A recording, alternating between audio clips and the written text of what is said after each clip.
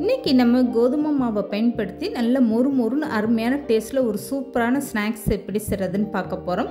இந்த ஸ்நாக்ஸ் வந்து பார்த்திங்கன்னா வெளியில் நல்ல கிறிஸ்பியாகவும் உள்ளே ஸ்டஃபிங்கோட ஒரு க்ரீமியான பக்குவத்தில் ரொம்பவே அருமையான டேஸ்ட்டாக இருக்கும். இந்த மாதிரி ஸ்நாக்ஸ் இதுவரை நீங்கள் சாப்பிட்ருக்கவே மாட்டீங்க. கண்டிப்பாக ட்ரை பண்ணி பாருங்கள். ஹலோ ஃப்ரெண்ட்ஸ், வெல்கம் டு சமையல் டிலைட்.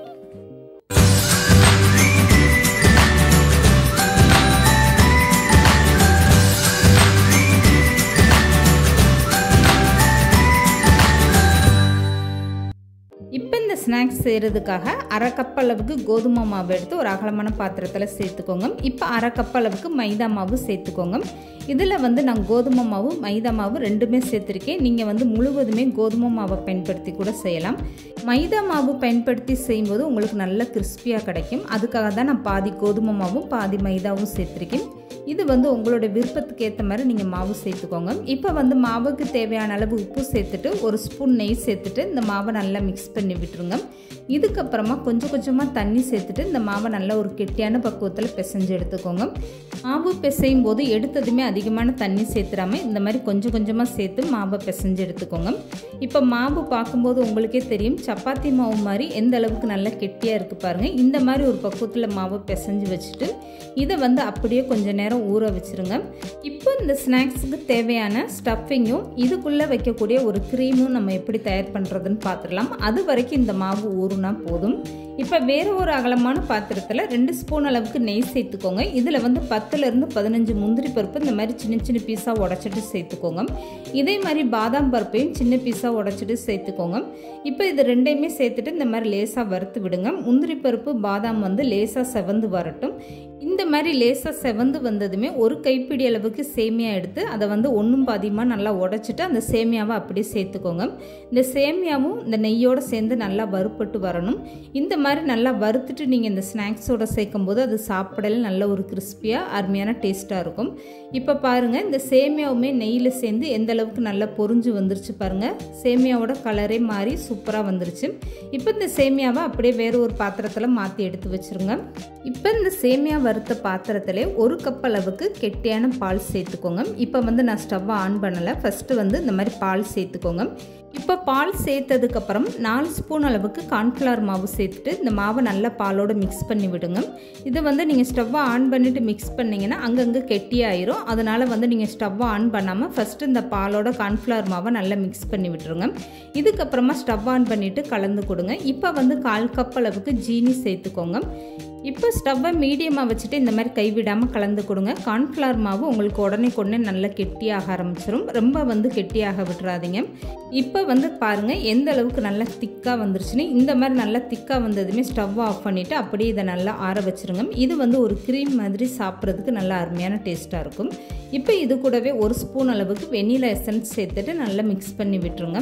இப்போ இந்த ஸ்நாக்ஸுக்கு சூப்பரான ஒரு க்ரீமும் ரெடி ஆயிடுச்சு. இது சாப்பிட்றதுக்கு அவ்வளோ ஒரு அருமையான டேஸ்ட்டாக இருக்கும். வெண்ணிலா எசன்ஸ் எல்லாம் சேர்த்து செஞ்சுருக்கிறதுனால இது அப்படி ஒரு அருமையான டேஸ்ட்டாக இருக்கும். இப்போ வெண்ணிலா எசன்ஸ் சேர்த்துட்டு இந்த க்ரீமை நான் நல்லா கலந்து எடுத்துட்டேன். பாருங்கள், பார்க்கும்போது இந்த அளவுக்கு நல்லா திக்காக இருக்குன்னு. இது ஆறுனதுக்கப்புறம் உங்களுக்கு இன்னும் கொஞ்சம் திக்காக இருந்ததுன்னா காய்ச்சி ஆற வச்ச பாலை கொஞ்சம் சேர்த்துட்டு மிக்ஸ் பண்ணி எடுத்துக்கோங்க. இப்போ இந்த மாவு நல்லாவே ஊறிடுச்சு. மாவை நான் கையில் எடுத்து காட்டுறேன் பாருங்கள் எந்த அளவுக்கு நல்லா சாஃப்டாக ஊறி இருக்குன்னு. ஒரு டைம் இந்த மாவை நல்லா பிசைஞ்சு எடுத்துக்கோங்க. இதுக்கப்புறமா சின்ன சின்ன உருண்டைகளாக நீங்கள் எடுத்துக்கோங்க. சப்பாத்திக்கு எந்த அளவுக்கு நம்ம மாவு திரட்டி எடுப்போமோ அந்த மாதிரி சின்ன சின்ன உருண்டைகளாக நீங்கள் திரட்டி எடுத்து வச்சுக்கோங்க. மொத்தத்தில் நான் எடுத்திருந்த 1 கப்பு மாவுக்கு எனக்கு 4 உருண்டைகள் வந்துச்சு. இந்த மாதிரி அளவில் சின்ன சின்ன உருண்டைகளை நீங்கள் எடுத்துக்கோங்க. இப்போ இந்த மாவு உருண்டையை உள்ளங்கையில் வச்சுட்டு விரிசல் எதுவுமே இல்லாத அளவுக்கு நல்லா இந்த மாதிரி திரட்டி எடுத்துக்கோங்க. இப்போ இந்த ஸ்நாக்ஸுக்கு மாவு ரொம்பவே சூப்பராக ரெடி ஆயிடுச்சு. இதுக்கப்புறமா இந்த ஸ்நாக்ஸ் எப்படி செய்கிறதுன்னு பார்க்கலாம். இப்போ இதுக்காக ஒரு சப்பாத்தி கட்டை எடுத்துக்கோங்க. இதில் கொஞ்சமாக மைதா மாவு இப்படி லேசாக தூவி விட்டுக்கோங்க. ரொம்ப மாவு வேண்டாம். இப்போ இந்த மாவு உருண்டையிலேருந்து ஒரு உருண்டை எடுத்து வச்சுட்டு நல்லா சப்பாத்தியை விட லேசாகவே நல்லா தேய்ச்சி எடுத்துக்கோங்க. எந்த அளவுக்கு லேசாக தேய்க்க முடியுமோ அந்த அளவுக்கு நல்லா லேசாக தேய்ச்சிக்கோங்க. இதில் மைதா மாவெல்லாம் சேர்த்துருக்கிறதுனால உங்களுக்கு ஈஸியாக நல்லா லேசாக தேய்க்க வரும். கோதுமை மாவுனா அவ்வளோ லேசாக உங்களுக்கு தேய்க்க வராது. இப்போ வந்து தேய்ச்சி எடுத்த இந்த மாவை இப்படி 2 பகுதியாக நீங்கள் கட் பண்ணிக்கோங்க. இப்போ இதுக்கப்புறமா வீட்டில் டீ குடிக்கிற கிளாஸு சின்ன கிளாஸாக எடுத்துக்கோங்க. இதில் வந்து லேசாக எண்ணெய் தேய்ச்சி எடுத்துக்கோங்க. இப்போ இதுக்கு மேலே கொஞ்சமாக இந்த மாதிரி மைதா மாவு தூவி விட்டுக்கோங்க. ஒருவேளை உங்கள்கிட்ட இந்த மாதிரி சின்ன கிளாஸ் இல்லைன்னா நீங்கள் சின்னதாக கிண்ணம் அந்த மாதிரி கூட பயன்படுத்தலாம். இந்த மாதிரி சின்ன சின்ன கிளாஸாக நீங்கள் 3லேருந்து 4 கிளாஸ் எடுத்துக்கோங்க. இது வந்து ஒரே நேரத்தில் உங்களுக்கு எண்ணெயில் போட்டு பொரிச்செடுக்க ரொம்ப ஈஸியாக இருக்கும். இப்போ வந்து கட் பண்ணி வச்சுருக்க மாவுலேருந்து ஒன்று எடுத்துகிட்டு இந்த கிளாஸை சுற்றி இந்த மாதிரி நல்லா கவர் பண்ணிடுங்க. இடையில வந்து உங்களுக்கு ஓட்டையோ இல்லை விரிசல் எதுவுமே விழுகாத அளவுக்கு நல்லா இந்த மாதிரி ஒட்டி விட்டுருங்க மாவை. ஓரத்தில் இருக்கக்கூடிய மாவு மட்டும் இந்த மாதிரி விரலை வச்சு நல்லா அமுக்கி விட்டுருங்க. அப்போ தான் உங்களுக்கு விரிசல் விழுகாமல் இருக்கும். இப்போ மீதம் இருக்கக்கூடிய எல்லா மாவையும் இதே மாதிரி நீங்கள் கவர் பண்ணி எடுத்து வச்சுக்கோங்க. இது வந்து நல்லா பொரிஞ்சு வந்ததும் உங்களுக்கு கிளாஸில் ஒட்டாமல் அதுவாக தானாக கலண்டு வர ஆரம்பிச்சிடும். அந்த அளவுக்கு நல்லா ஈஸியாகவே எடுக்க வரும். இப்போ இந்த மாதிரி 4 கிளாஸ் 5 கிளாஸ் ஒரே நேரத்தில் நீங்கள் மாவு சுற்றி எடுத்து வச்சிங்கன்னா இது வந்து எண்ணெய் சட்டியில் போட்டு பொரிச்சு எடுக்க உங்களுக்கு ரொம்ப ஈஸியாக இருக்கும். இப்போ நான் வந்து 4 கிளாஸில் இந்த மாதிரி மாவை கவர் பண்ணி எடுத்து வச்சுருக்கேன். இப்போ இந்த ஸ்நாக்ஸை பொரிச்சு எடுக்கிறதுக்காக எண்ணெய் வந்து நல்லா சூடாகிக்கிட்டு இருக்கு.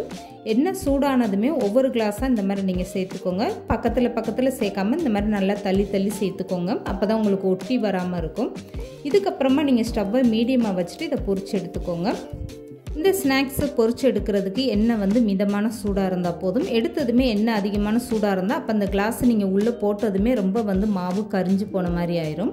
இப்போ இந்த ஸ்நாக்ஸ் வந்து பார்த்தீங்கன்னா ஒரு பக்கம் நல்லா செவந்து வெந்து வந்துருச்சு. இதுக்கப்புறமா அடுத்த பக்கம் அப்படியே திருப்பி விடுங்க.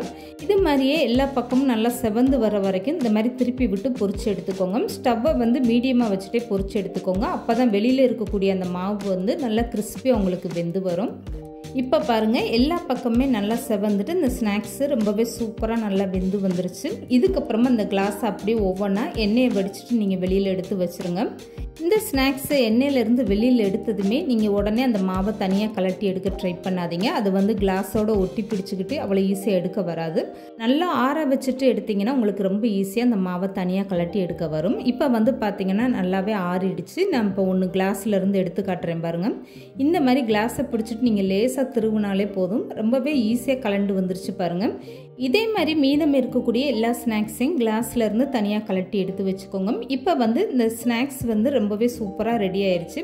இப்போ இந்த ஸ்நாக்ஸுக்கான வெளிமாவு மட்டும்தாங்க ரெடியாக இருக்குது. இந்த ஸ்நாக்ஸை வந்து எப்படி சூப்பராக சர்வ் பண்ணுறதுன்னு பார்த்துடலாம். இப்போ இதுக்காக இந்த மாதிரி யூஸ் வந்துற கப் எடுத்துக்கோங்க. அது இல்லாட்டினாலும் பரவாயில்ல, நீங்கள் அப்படியே கூட சர்வ் பண்ணலாம்.